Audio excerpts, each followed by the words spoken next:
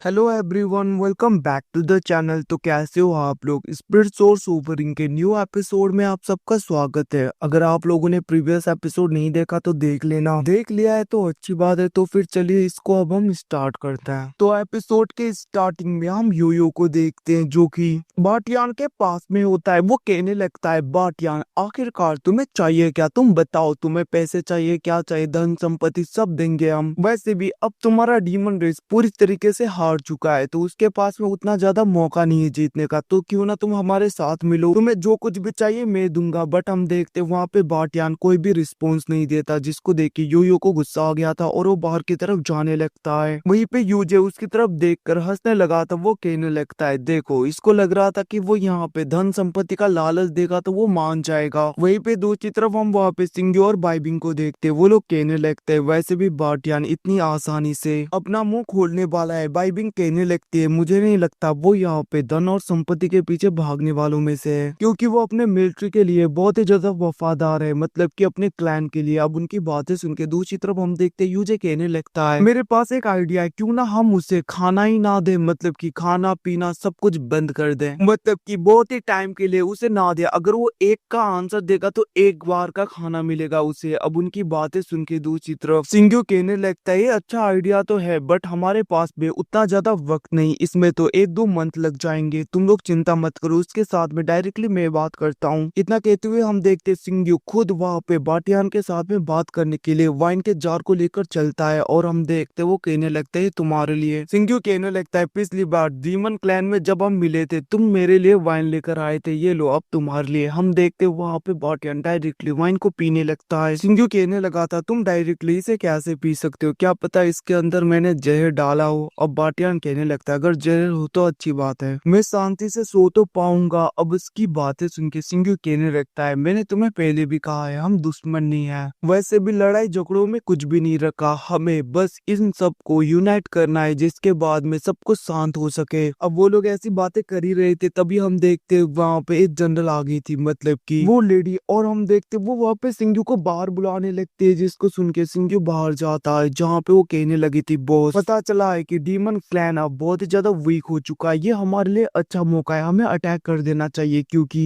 Emperor wing वो बहुत ही ज्यादा इंजर्ड है। मुझे पता चला है कि उनका हब कल्टीवेशन भी पूरी तरीके से डिस्ट्रॉय कर दिया गया है, उन्हें यहाँ पे शैडो एम्पर ने बहुत ही ज्यादा इंजर्ड करके एक जगह पे कैद कर दिया है, जिसकी वजह से वो यहाँ पे बहुत ज्यादा कमजोर है। मुझे नहीं लगता अगर हम इस वक्त अटैक करेंगे तो कोई भी हमारा सामना कर पाएगा। अब उसकी बातें सुन के वहाँ पे सिंग्यो कहने लगता है, धीरे बोलो, अंदर पता नहीं चलना चाहिए। और हम देखते वो दोनों वहां से जाने लगे थे। वहीं पे दूसरी तरफ हम बाटियान को देखते, जिसने ये सब कुछ सुन लिया था, उसे बहुत ही ज्यादा गुस्सा आने लगता है। वो सोचने लगा था, क्या उसने आखिरकार ऐसा क्यों किया। हम देखते तभी वहां पे गार्ड खाना देने के लिए बाटियान के पास में आया था। बाटियान कहने लगता है, अगर तुम्हें जिंदा रहना है तो मैं जैसा बोलूंगा वैसा करना होगा। इतना कहते हुए उसने वहां पे उस गार्ड को पूरी तरीके से अपने कब्जे में ले लिया था, उसे पकड़ लिया था। वो कहने लगता है, तुम सोचना भी मत कि ह्यूमन रेस तुम्हें बचाएगा, क्योंकि तुम्हारे अंदर जिस जहर को मैंने इम्प्लांट किया है उसका एंटीडोट मेरे पास में, और मैं प्रॉमिस करता हूँ मैं किसी ना किसी को एंटीडोट दे के भेज दूंगा, बस तुम यहाँ पे थोड़ा सा एक्टिंग करो, मैं जैसा कहता हूँ। अब हम देखते हो सब कुछ उसे समझाने लगता है। वहीं पे बाहर 2 गार्ड होते हैं, हम देखते अंदर बाटियान कहने लगते हैं, कैसा बेवकूफ जैसा खाना बनाया है, स्वाद नहीं कुछ नहीं, जाकर अपने सेफ को बुलाओ। अब हम देखते अंदर वाला गार्ड बाहर आते हुए पत्थर में पैर मारता है, बट उसे दर्द हो रहा था। वो कहने लगता है, रुको मैं अभी जाके उन्हें सब कुछ बताता हूँ, तुम ये यहाँ पे क्या कर रही हो। अब कुछ टाइम के बाद में हम देखते यूजे वहाँ पे गुस्से में अंदर आ गया था। वो कहने लगता है, आखिरकार प्रॉब्लम क्या है। हम देखते बाटियान कहने लगता है, ऐसे घटिया खाना को मैं नहीं खा सकता जिसका कोई स्वाद नहीं। उसकी बातें सुन के यूजे कहने लगता है, बेवकूफ हो क्या, क्या घटिया, मुझ जैसा यहाँ पे इतना ज्यादा डिलीशियस खाना इस पूरे सिटी में, पूरे ह्यूमन एम्पायर में कोई नहीं बना सकता, और तुम मेरे बनाए हुए खाने को बेकार कह रहे हो, आखिरकार तुम्हारी हिम्मत कैसी हुई। हम देखते वहाँ पे यूजे दोनों गार्ड को कहने लगता है, तुम लोग ट्राई करो और मुझे बताओ कि आखिरकार ये खाना कैसे बना है। हम देखते वो दोनों गार्ड घबराते हुए जाते, और वो लोग उनको पकड़ते हुए जैसे टेस्ट करते, वो लोग तो ऐसा लगता है कि वो लोग आसमान में उड़ रहे हैं। वो कहने लगता है, कितने ज्यादा डिलीशियस फूड है, हमने अपने पूरे इंटायर लाइफ में इतना ज्यादा डिलीशियस कभी भी नहीं खाया। उनकी बातें सुन के यूजे कहने लगता है, मैंने कहा था ना, तुमने देखा, इन लोगों ने भी कह दिया कि मेरा खाना बहुत ही ज्यादा अच्छा है। हम देखते वहाँ पे यूजे कहने लगता है, ऐसा लग रहा है तुम्हारे जीभ में ही कोई ना कोई प्रॉब्लम है तुम्हारे टोंग में। अब उसकी बातें सुन के वहाँ पे बाटियान कहने लगता है तुम खुद का खाना खुद ही क्यों नहीं ट्राई करते, आखिरकार क्या सा टेस्ट करता है। उसकी बातें सुन के वहाँ पे बाटियान कहने लगता है तुम बस देखो मैं खुद ट्राई करके बता दूं कैसा है। अब हम देखते हैं जैसे वहाँ पे यूजे उसे टेस्ट करता है, वो तीनों वहाँ पे बेहोश होके गिर गए थे क्योंकि यहाँ पे सुलाने वाली मेडिसिन को मिलाया था बाटियान ने। हम देखते हैं जिसके बाद में वो गार्ड जाके बाटियान के जंजीरों को खोल देता है और वहाँ पे बाटियान कहने लगता है तुम भी सोने का एक्टिंग करो। और हम देखते वो एक्टिंग कर रहा था जहाँ पे बाटियान लिख कर उसके सामने दे देता है ये मेडिसिन है। और हम देखते वहां से चला गया था जैसे गार्ड उसे पढ़ता है जहाँ पे लिखा गया था कि बेवकूफ तुम्हें कोई भी पॉइजन दिया नहीं गया है। अब इन सब के बारे में पता चलते वो गार्ड चिल्लाते हुए कहने लगता है बाटियान भाग गया, कोई ना कोई तो उसे पकड़ो। अब हम देखते वहाँ पे बाटियान उस जगह से भाग रहा था। तो मैं बता दूं बाटियान के पास में जो जेड एम्बलम है उसकी हेल्प से वो अपने फादर के लोकेशन को डिटरमाइन कर सकता है। हम देखते गार्ड उसे ढूंढ रहे थे बट वहाँ पे बाटियान उन सबके नजरों से बचते हुए भाग भाग के अपने फादर के रूम के अंदर पहुंच जाता है और वो कहने लगता है फादर क्या आप ठीक हो। हम देखते वहाँ पे एम्पर यिंग हुआ कहने लगते हैं हाँ मैं ठीक हूँ। उनकी बातें सुन के हम देखते दूसरी तरफ वहाँ पे बाटियान कहने लगता है बट मैंने सुना था कि ह्यूमन रेस मतलब कि वो लोग बातें कर रहे थे कि शैडो एम्पर ने आपको बहुत ही ज्यादा इंजर्ड करके आपके हफ कल्टीवेशन को डिस्ट्रॉय करके आपको कैद कर दिया है बट आप तो ठीक हो फादर। हम देखते वहाँ पे बाटियान कुछ सोचने लगता है, वो कहने लगता है क्या ये सब कुछ एक चाल थी। तभी हम देखते वहाँ पे दरवाजे को तोड़ते हुए यूजे, वो सब लोग अंदर आ रहे थे। यूजे कहने लगता है बॉस मेरा प्लान आपको कैसा लगा, मतलब कि मेरी एक्टिंग आपको कैसी लगी बेहोश होने की। अब उनकी बातें सुनकर वहाँ पे बाटियान गुस्सा हो गया था, वो कहने लगता है ये सब कुछ तुम्हारा प्लान है ना, तुमने ही किया ना ल्यूयन ये सब कुछ। अब उसकी बातें सुन के ल्यूयन सोचने लगता है हमारे पास में बस यही मौका है, वैसे भी जब तक एम्परर जिंदा है तब तक मुझे नहीं लगता कहीं पे भी पीस होगा। हम देखते तभी वहाँ पे यिंग हुआ कहने लगता है अगर ये लोग आ गए हैं तो ठीक है, फाइट करने के लिए मैं भी तैयार हूँ। वहीं पे दूसरी तरफ बाटियान कहने लगता है फादर अभी भी आप इंजर्ड हो थोड़ा सा। हम देखते बाटियान कहने लगता है